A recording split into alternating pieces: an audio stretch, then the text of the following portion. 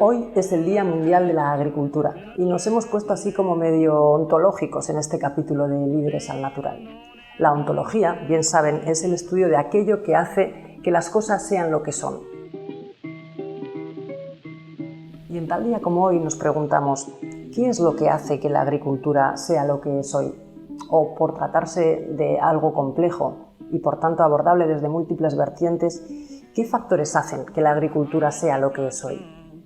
Para tratarlo, hemos invitado a charlar de manera natural, de manera normal, junto a nuestra CEO Marta Gutiérrez y a nuestro director técnico Santiago Laserna, a Víctor García, la tercera generación junto a sus hermanos de Los Gabrieles, una empresa de agricultura y de servicios agrarios, y a Luis Carlos Brox, ingeniero agrónomo de la zona y amigo de esta casa Atlántica Agrícola.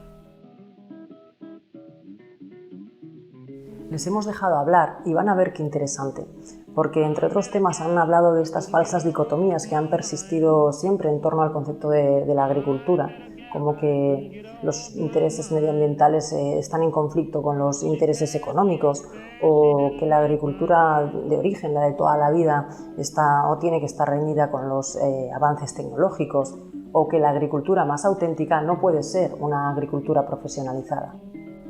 Está claro que ahora desde las corporaciones estamos respondiendo la llamada del cambio, cerrando estas falsas dicotomías, terminando con estas brechas y creando modelos de convivencia entre lo que era la agricultura de origen y aquella que está por llegar.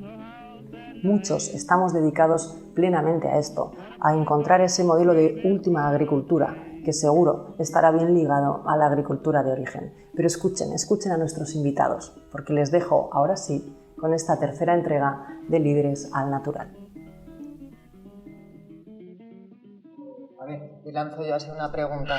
¿Por qué consideramos que un grupo de 5 o 6 personas con conocimientos de tecnología pueden montar una startup y salir a pedir financiación a fondos de inversión, business angels que les llaman, para conseguir fomentar un negocio tecnológico y no se puede hacer con un negocio agrosostenible, tecnificado y que alimente al mundo en el siglo XXI? O sea, ¿no crees que es más una cuestión cultural a lo mejor que...? Sí, porque de hecho los fondos de inversiones lo están haciendo. De hecho, lo están haciendo. Los fondos de inversiones lo están haciendo. Lo que pasa es que no conocemos a nadie que lo haya hecho. Entonces, pues, se podrá hacer. Entonces lo que tenemos que hacer es montar las ondas de inversión. De hecho, en los últimos años el valor de la tierra se ha disparado por todos estos actores. Es que no hay nada más tangible. Hay un tema muy interesante cuando se dedican a valoración agraria, que es en los momentos de crisis, cuando todo vale poco, las tierras suben. Claro. Y el producto agrario sube. Y entonces todas las fincas agrarias suben de valor. ¿Por qué? Porque al final es un valor refugio de algo que saben que siempre se va a utilizar para alimentar. O sea, la agricultura se ha reconvertido como el resto de sectores y se ha profesionalizado. Estáis igual de tecnificados que el resto de sectores, como puede ser el industrial. Probablemente no nos encontremos hoy en día ante uno de los sectores más tecnificados que pueda haber. Telemetría de Fórmula 1 usada hoy en día en la agricultura para captar datos de sensores que luego poder interpretar y tomar decisiones, de un sector que no es como la gente lo percibe. ¿Qué necesitáis vosotros? Lo que pedimos, pues que la gente, que el que manda y hace las leyes piense un poco más en el que lo tiene que aplicar, porque ahora mismo han sacado para el año que viene la nueva PAC y estamos en septiembre, en noviembre que empezar a sembrar, y lo de los ecoesquemas, que es una cosa que se han inventado ahí, todavía no está cierto cómo se va a aplicar. Nosotros porque estamos pendiente de los ecoesquemas, pero yo conozco agricultores que eso no saben ni lo que es todavía y tienen que hacer su planificación de siembra. O sea, que tenéis el mismo problema que tenemos también en el resto de sectores. Exacto. Cuando existe un desfase entre la velocidad de la empresa y la velocidad de la administración Exacto. pública por motivos de falta de recursos, actualizaciones, legislaciones o lo que corresponda. Pues no sois tan diferentes. Y si al final es una empresa. Sí, y al final imagínate que la agricultura, que es tan poco ágil, por así decirlo, ¿no? Que tiene sus flujos, cuando tú le cambias algo y no se lo das totalmente hecho, pues tarda mucho más en implementarlo, ¿no? Y entonces, si te lo van cambiando cada 3 años, ¿tú cómo vas cambiando todo eso? Porque no lo puedes implementar en un año, es muy complicado. ¿Existe una forma verdaderamente de tener una agricultura positiva, que sea positiva para los que la gente que trabajáis el campo, por decirlo de alguna forma, que yo más que trabajar el campo, casi diría que sois profesionales del campo, ¿no? Que además es posible o totalmente necesario vincularlo a la agricultura natural, pero que de alguna forma al final lo que estáis generando es una nueva cultura. ¿Qué necesitáis para que esa nueva cultura se le traslade a la gente y, digamos, seáis más los que tengáis voz en ese contexto y verdaderamente exista un cambio del sector y toda esa gente que dicen que ya no quieren dedicarse a la agricultura o que han decidido irse fuera, de alguna forma vuelva porque sí que hay futuro? Pues a lo mejor tienen que ser las explotaciones más profesionales, como la nuestra. Profesionalizar el resto de la agricultura, porque lo nuestro, cada vez que viene el ministerio y demás, nos ven como un 1% de las empresas agrarias. Falta el 99% que haga lo mismo. Entonces lo que tenemos que incentivar es eso, ¿no? Al final, la innovación. Sí, claro, la innovación. Por la parte que me toca en ese aspecto, ¿vale? Yo creo que hay como un rechazo grande del sector a incorporar a profesionales que les asesoren. Tú mañana tienes que hacer una declaración de la renta y no te la haces tú.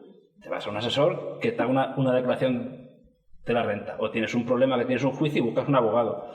En el caso del asesoramiento agrario, cuesta mucho que se implementen las explotaciones, porque se percibe como un gasto más que como un coste de producción o como una inversión, ¿no? Y hay una evolución de lo que es el modelo de negocio, ¿no? En los pequeños comercios pues se ha evolucionado a establecimientos más grandes. ¿Por qué? Porque la sociedad no tiene tiempo. Antiguamente mi madre iba a hacer la compra, pues el pescado lo compro donde Pedro, la carne donde Paco, y se tiraba toda la mañana para comprar. Y toda la mañana para comprar. Y hoy en día, con el ritmo de vida que todo el mundo lleva, lo hace online. Vas a un sitio eso sí vas. Si vas físicamente y si no compras online. De todas formas, yo en el sector nuestro no conozco ninguna finca que haya incorporado un técnico y que le haya ido mal. No. Se ha podido equivocar de técnico, vale, pero todo el que ha pasado por un asesoramiento técnico ha mejorado y luego no se suelta. Víctor, ¿cómo habéis cambiado, habéis evolucionado vosotros la agricultura desde ese cambio que hicieron vuestros abuelos, que fue muy grande, hasta el modelo actual que manejáis? Pues mi abuelo todavía estaba presente y entonces él vio que era mucho más rentable, porque él no se preocupaba de tener la mejor cosecha, sino de tener la mayor rentabilidad, y eso se lo daba a la agricultura de conservación. Entonces, ¿cuáles han sido los mayores cambios de pasar de ese modelo tradicional al modelo actual? Pues empezamos cambiando las sembradoras, luego empezamos con GPS, luego pulverizadores con isobús, con control de tramos, y ahora estamos a ver si empezamos con dosis variable en fertilizante. O sea que es una renovación completa de la maquinaria hacia la nueva tecnología en maquinaria. Claro. Y vendiendo los cultivadores que tenían antes. Para no tener la tentación de volver al modelo anterior. Y de tenerlos de escaparate. Porque sí que hay otro tipo de agricultura. Para mí no. Porque yo la agricultura que conozco desde que empecé a trabajar es agricultura de conservación. Pero agricultura de conservación es no voltear tierra, no mover la tierra, dejar todo el residuo y sembrar encima del cultivo anterior y sembrar todos los años. No hacer barbecho Pero es justo lo contrario que la mayoría de la gente hace. Eso iba a decir, porque lo normal es ir por la carretera y ver unos campos perfectamente limpios y arados. Sí, y cuando llueve mucho con erosión. Sí, efectivamente. Que eso a nosotros no nos pasa. Vida en el suelo. Exacto. Que hay un cambio y en la agricultura es muy, muy conservadora. Y entonces, haber un cambio cuesta mucho. ¿Es mental? Mental, es más mental. Y luego porque es en la edad media del agricultor estará sobre 60 años. O sea, que habéis tenido un cambio de cultura importante en cuanto al modelo y a la visión. ¿Cómo han evolucionado tus suelos desde que hacéis mínima conservación o mínimo laboreo, en esa agricultura de conservación? Pues son más fértiles, tienen más materia orgánica, y luego ahora que está muy de moda estamos fijando carbono de la industria, que eso no nos lo están pagando, pero pronto vais a empezar a pagar. Eso no vamos a tener que comprar más. Pues fíjate, todo eso ocurre a pesar de utilizar glifosato. Ya, pero está peor visto gastar un litro de glifosato por hectárea, que ya ves, que gastar 400 litros de gasoil por hectárea. Eso. Sí, son cosas que a veces no nos echamos a pensar, claro. Pero bueno. ¿Crees que hubierais seguido con el negocio si no se hubieran dejado tomar las decisiones para mejorarlo?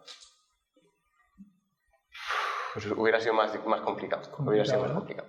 Esto entra mucho en la teoría de lo que es la empresa familiar. Entonces, ¿tú crees que por contra, o sea, mucha de la gente que se ha ido, que no está tecnificando tanto, porque verdaderamente, probablemente muchos negocios puedan morir en el equivalente a la generación de tu padre? ¿Crees que si les hubiesen dejado participar de inicio se habrían quedado o se han marchado porque verdaderamente la agricultura no les gustaba? Pues estarán las dos partes. Habrá gente que estaría a la sombra del padre y no le dejaban actuar, y otros que realmente no le gustan. ¿Por qué te has quedado aquí? Porque te podías haber ido. Hay mucha gente como tú que se marcha. Yo me gusta donde vivo, cómo vivo, y me gusta mi trabajo. His name is Rambling when he gets a chance. He leaves his mark on everybody's hands. Guess I'll travel, guess I'll let her be. I guess I'll travel now, guess I'll let her be. Before she takes her police dog on me.